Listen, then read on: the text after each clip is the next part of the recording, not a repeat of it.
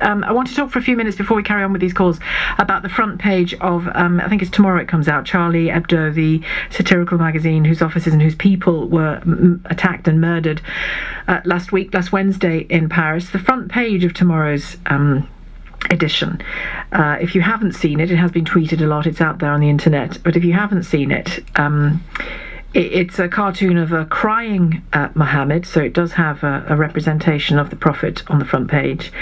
Right across the top in black letters it says "Tout est pardonné" in French, for all is forgiven. And the Prophet is holding a little card that says "Je suis Charlie." And is crying. So there you go, there you have it, interpret that as you will.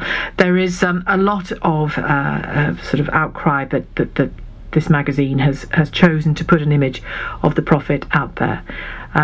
Right or wrong. Brendan O'Neill, editor of Spiked magazine and blogger for The Telegraph, joins me now, and Abdullah al Andalusi is a co-founder of the Muslim Debate Institute, and he's here as well. Good afternoon to both of you.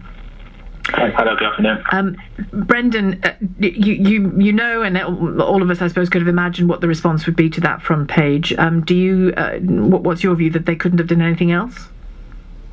I think it would have been very surprising if they hadn't depicted Muhammad, and I think it's perfectly within their rights to do so, and I think this is part of the discussion we've been having over the past week since the massacre took place, which is that people have the right to say and depict whatever they choose without being threatened with attack or murder or criminalisation, and I think they have it struck another blow for freedom of speech through taking this decision to put Muhammad back on the front cover of their newspaper. Abdullah al Andalusi, respond to that.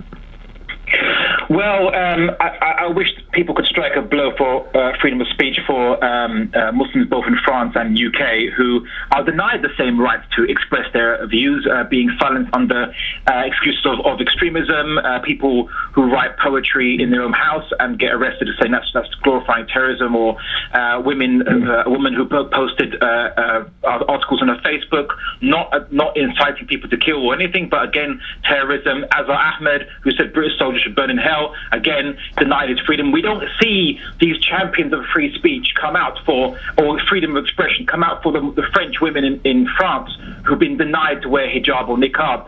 So it's this double standards. We see self-censorship by Charlie Hebdo against anti-Semitic cartoons. We see Dieu-Don again fall into controversy, and he's been indicted many times for his statements which were deemed to be anti-Semitic. Where have we seen self-censorship on anti-Semitic cartoons?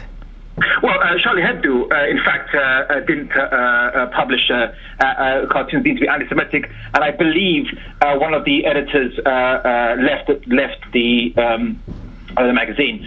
So we saw that censorship because of anti-Semitism, fears of anti-Semitism, but we don't see these kind of fears of anti-Muslim hatred or anti-Muslim bigotry having the same concern at all whatsoever. But Charlie Hebdo really took on all religions, didn't it, Abdullah? If you look at its front pages and some of its articles, it took on all religions and respected none.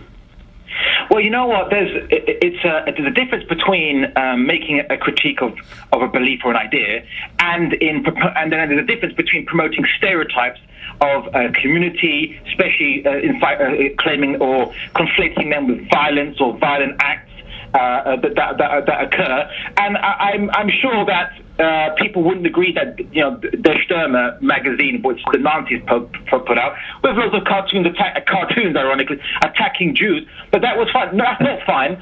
I'm not saying that Charlie Hebdo is equivalent to that, but I'm saying that there are limits of free speech, and if you really believe in being consistent, you should either apply them consistently or none at all. So it shouldn't have been on the front page, is your view overall, Abdullah?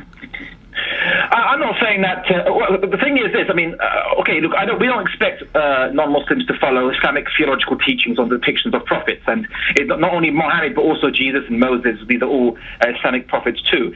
But at the very least, we expect, and everyone should expect, that cartoons shouldn't be published which promote, incite, or continue stereotypes which demonize very vulnerable minorities living in the West, especially minorities that have faced discrimination. But I just want to get to the bottom. I'll come to Brendan again in a second. I want to get to the bottom of whether you, you know, as a Muslim man, think it shouldn't have been on the front page?